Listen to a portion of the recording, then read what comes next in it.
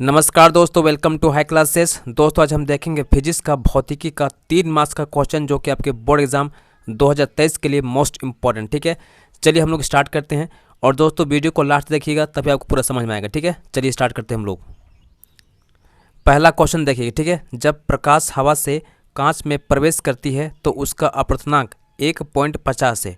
कांच में प्रकाश की चाल कितनी होगी, जबकि निर्वात में प्रकाश की चाल है 3 गुना 10 के पावर 8 मीटर पर सेकेंड। ठीक है, light enters from air to glass having refractive index 1.50।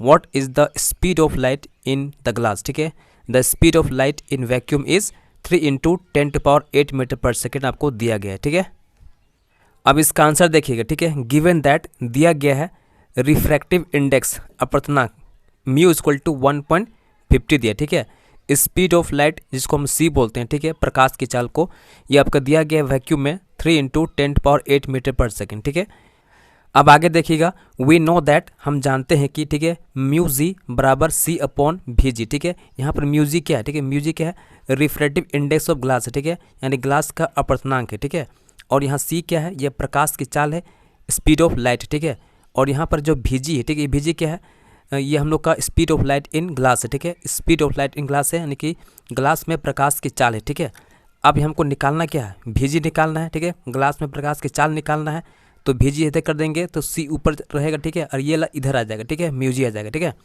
अब यहाँ आपको सिंपल वैल्यू पुट करना है 3 × 10⁸ मीटर पर सेकेंड, और यहाँ पर नीचे कर देंगे 1.50 आपको दिया गया है। ठीक है, अब इसको क्या करेंगे, इस पॉइंट को हटाने के लिए ऊपर हम क्या करेंगे 2 0 पुट कर देंगे। ठीक है, उसके बाद इसको काट देंगे 150 2 जा 300। ठीक है, तो हम लोग कट के आ जाएगा 2 × 10⁸ मीटर पर सेकेंड। ठीक है, आगे लिखिएगा therefore the speed of light, ठीक है, in glass is 2 × 10⁸ meter per second, यानी ग्लास यानी कांच में प्रकाश की चाल कितनी निकल गया हम लोग का 2 × 10⁸ मीटर पर सेकेंड आ गया। ठीक है, तो यही हम लोग का आंसर हो गया इसका।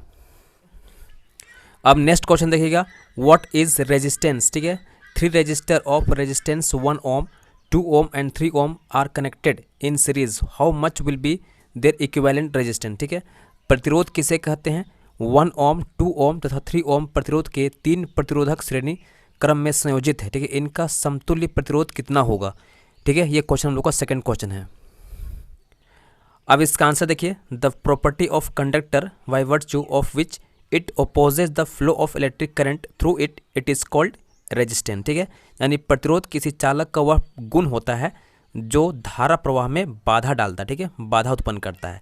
इतना लिखने के बाद आपको लिखना है R = V/I होता है। ठीक है, बाय ओम्स लॉ। ठीक है, अब आगे समझिएगा। यहाँ पर 1 ओम 2 ओम और 3 ओम को, ठीक है, श्रेणी क्रम में यानी सीरीज में कनेक्ट किया गया है। ठीक है, here 3 resistance R1 R2 and R3 are connected in series. यहाँ 3 प्रतिरोध R1 R2 और R3 को श्रेणी क्रम में संयोजित किया गया है। ठीक है, अब आगे समझिएगा। इन सीरीज कॉम्बिनेशन श्रेणी क्रम संयोजन में क्या होता है, द इक्विवेलेंट रेजिस्टेंस। ठीक है, जो आपका परिणामी रेजिस्टेंस होगा कितना होगा, RS बराबर होगा R1 + R2 + R3 होता है। अब यहाँ वैल्यू पुट कर दो 1 ओम 2 ओम 3 ओम। ठीक है, आप सबको जोड़ दो 6 ओम आएगा। ये हम लोग का आंसर आ जाएगा। ठीक है, इस क्वेश्चन का। चलिए नेक्स्ट क्वेश्चन करते हैं। किसी चालक का प्रतिरोध किन किन कारकों पर निर्भर करता है। ठीक है, बहुत ही मोस्ट इंपॉर्टेंट क्वेश्चन है। विच factors depends on resistance of a conductor. ठीक है, इसका आंसर देखिएगा। किसी चालक का प्रतिरोध निम्नलिखित कारकों पर निर्भर करता है। ठीक है, नंबर 1 दीजिएगा तार की लंबाई। ठीक है, यानी L पर डिपेंड करता है। किसी चालक का प्रतिरोध उसकी लंबाई के समानुपाती होता है। ठीक है, यहाँ पर समझिएगा। ठीक है, ये हम लोग का एक चालक है। ठीक है, जिसकी लंबाई क्या है, L दिया गया है। तो हम लोग जानते हैं कि R बराबर क्या होता है, रेजिस्टिविटी। ठीक है, L बटे क्या होता है, A होता है। तो आप यहाँ देख रहे हो, ठीक है, L क्या है ऊपर में है ना। ठीक है, तो R क्या होगा, समानुपाती होगा किसके, L के। ठीक है, यानी L बढ़ेगा, तार की लंबाई जब बढ़ेगी, ठीक है, तो रेजिस्टेंस क्या होगा, ज़्यादा हो जाएगा। ठीक है, और तार की लंबाई जब घटेगा तो रेजिस्टेंस क्या होगा, कम होगा। ठीक है, अब नेक्स्ट पॉइंट देखिएगा।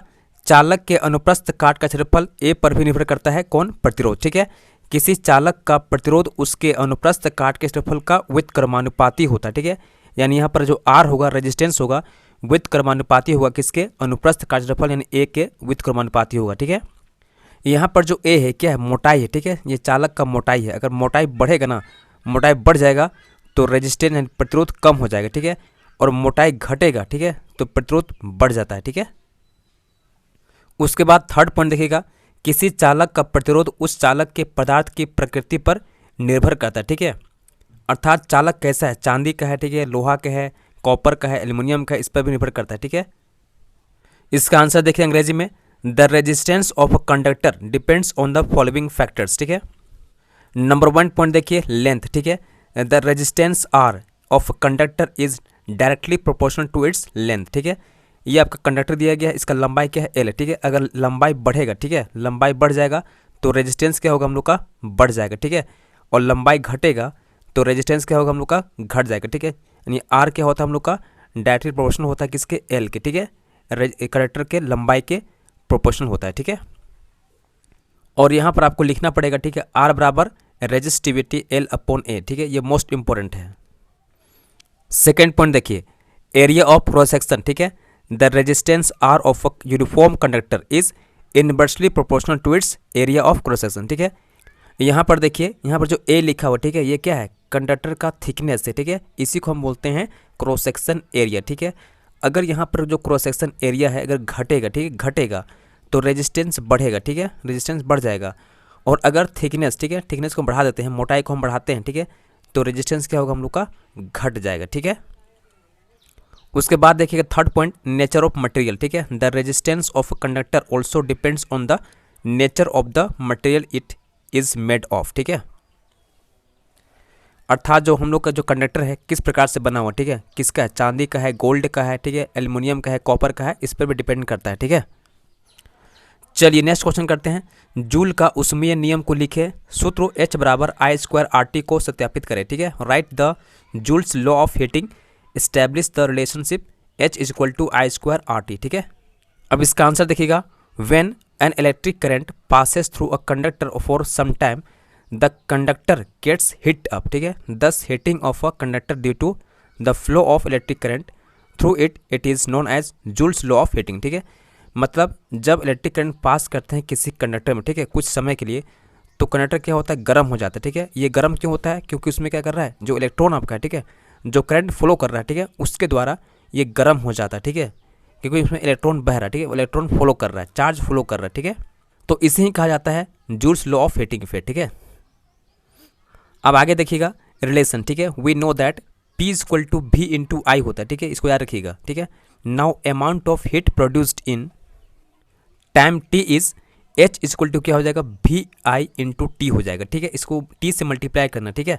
उसके बाद देखिएगा नाउ अप्लाइंग ओम्स लॉ, ठीक है। यहाँ पर जो आपको V दिख रहा है ना, V, ठीक है, इस V के जगह में हम क्या करेंगे, IR पुट कर देंगे, ठीक है।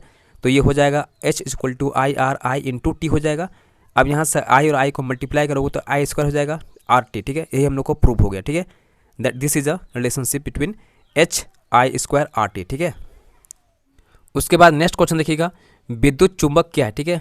एक परिनलिका चुंबक की भांति कैसे व्यवहार करता है, ठीक है। What is electromagnet, how does a solenoid behave like a magnet, ठीक है।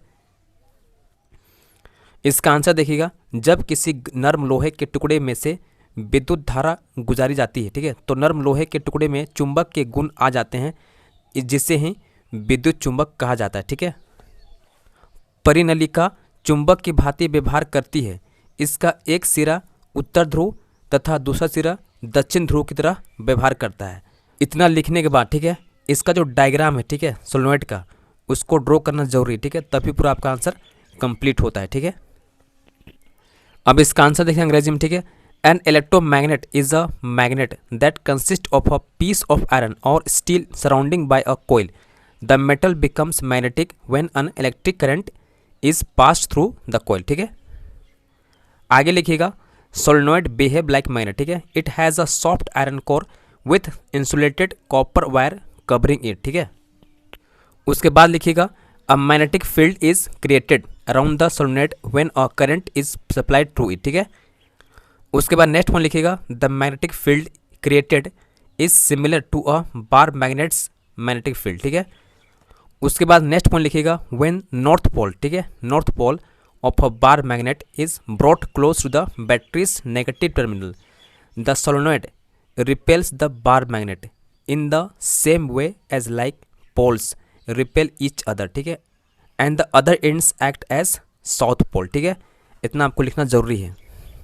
इतना लिखने के बाद ठीक है, इसका जो डायग्राम बनता है सोलेनोइड का उसको बना दीजिएगा। ठीक है, आपका आंसर पूरा कंप्लीट हो जाएगा। ठीक है दोस्तों, ये था फिजिक्स का मोस्ट इंपॉर्टेंट क्वेश्चन 3 मार्क्स। ठीक है, इसमें से बहुत से क्वेश्चन अभी बचा हुआ। ठीक है, जिसको मैं नेक्स्ट वीडियो में दूंगा। तो दोस्तों अभी से आप लोग क्या कीजिए, चैनल को सब्सक्राइब कर लीजिए ताकि आपको फायदा होगा। ठीक है।